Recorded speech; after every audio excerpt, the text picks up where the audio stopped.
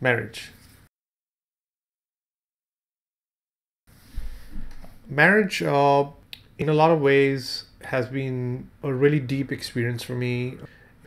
When you're single and you get into flirtatious relationships, and, some of them are meaningful, some of them are meaningless. Mostly they are meaningless. And anytime there's a big hurdle you can't overcome, you blame it on each other, and there comes a big rift in the relationship, and then you go your separate ways.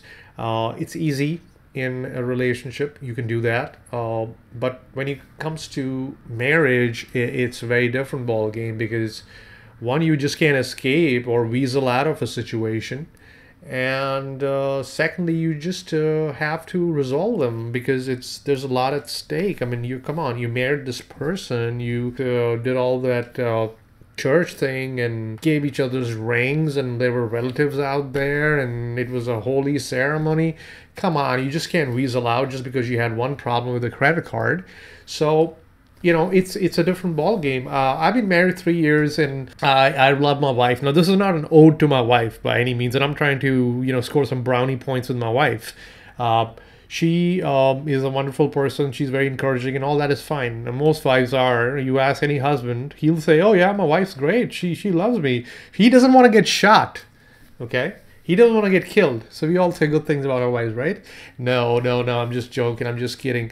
What I'm really trying to say is that having a partner in life is so important. When I say that, I mean that the deepest depths of my heart, because friends have a place. Friends are good. Your folks are good. Mom and dad are good. Cousin is good. Aunt is good. But, when you're living with a person and your relationship is relatively good, the benefits of that are just they're amazing. I mean, there's so many benefits, and I'm trying to make it sound like an economy class. No, but truly, it's two brains working on every problem. Two brains working on any problem. You got a notice from the IRS while the wife says, "Hey, honey, don't get stressed over it." Those guys keep sending notices. And instant relief. You're like, "Wow, why didn't I think of that before?" You get a letter from somebody. Well, now you know that I don't pay my bills. But in general, if you have any issues, two brains are better than one. Two brains think together, and they compute like a deep blue. This is we're just taking for granted that you have an intelligent partner. That's why I use the deep blue example. But it is important that partners. It's scientifically proven that more and more people who put their brains to a problem obviously solve the problem quicker than a single person. There are other aspects to this too. For example, depression, a very real problem in the world today. When you are depressed, you think you're making all the right decisions, but you're not. You're screwing everything up. And then your partner's there, the sane partner who comes in and says, "Hey, you are making a big mistake. You are not doing the right thing." So that's where a partner comes in. Quintessential, genuine advice giver. That would be a partner. Gives you good advice at all times. It's tough. Like somebody told me, what's the definition of a city? The definition of a city is a group of lonely people living together. It really is, because we all have so many problems.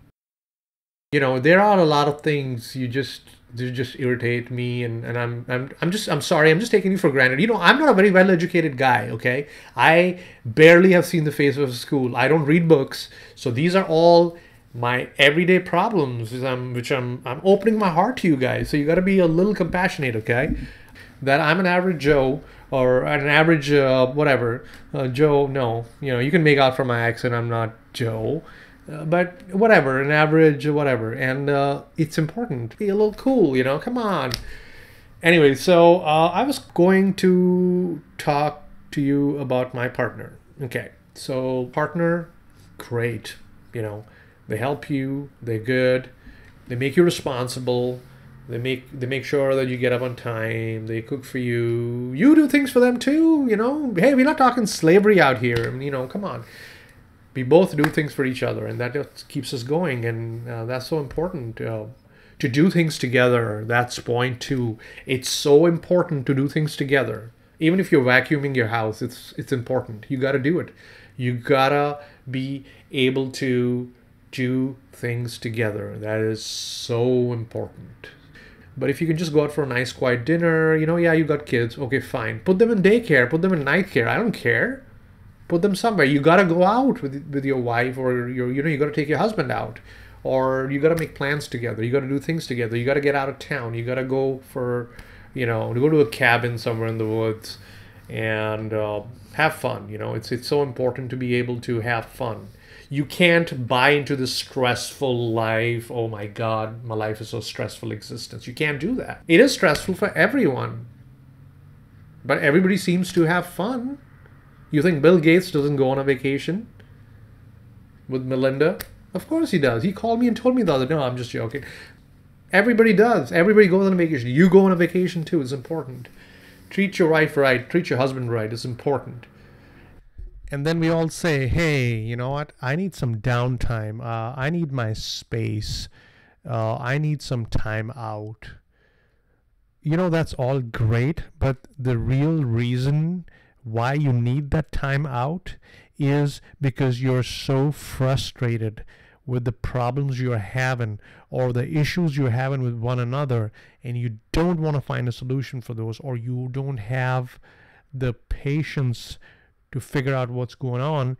That's why you lean on your friends, which is great. You can do that.